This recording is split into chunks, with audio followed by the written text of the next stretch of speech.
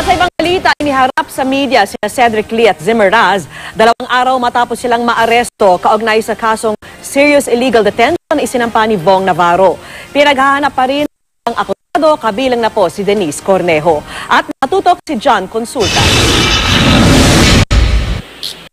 Bago iniharap sa media, pinosasan ng mga operatiba ng National Bureau of Investigation Cedric Lee at Zimmer Raz.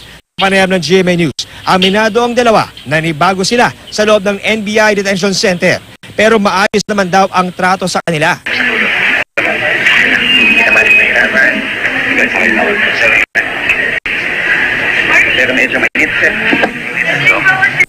Tikom si Lee at Raz nang humarap sa media.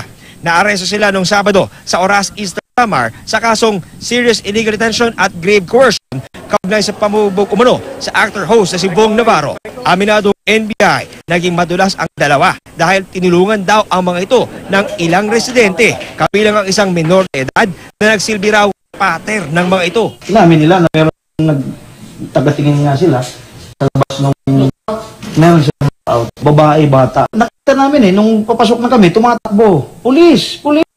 May pulis! Bata lang Nakita namin sila isang linggo halos, hindi pa kumain, at talagang gusto nilang kumain tubig. Uminom. Yun ang inaala, dinadaling uhaw They were being assaulted at the resort. If they at first attempted to surrender, they have not jumped at the back of the resort and run away. Bukod sa paghahanap kay Denise Cornejo at iba pa akusado kaugnay sa serious detention at pambugbog kay Bong Navarro, inaaral na rin ngayon ng NBI ang posibleng kaso isang pa sa mga taong maaaring tumulong daw sa pagtatago nila Cedric Lee at Zimmer Raz. Pinaghahanap na rin ng NBI ang kinaroroon ng iba pang akusado, kabilang si Denise Cornejo. The whole NBI is into this to effect the arrest of persons who have warrants of arrest. Masaya naman daw ang kampo ni Navarro na nagiging takbo ng kaso. Naniniwala silang malakas ang kanilang hawak na ebidensya. Kaya hindi raw sila interesado kung maging state witness man ang akusadong si Jed Fernandez. Wala kaming dealings kay Mr. Jed Fernandez.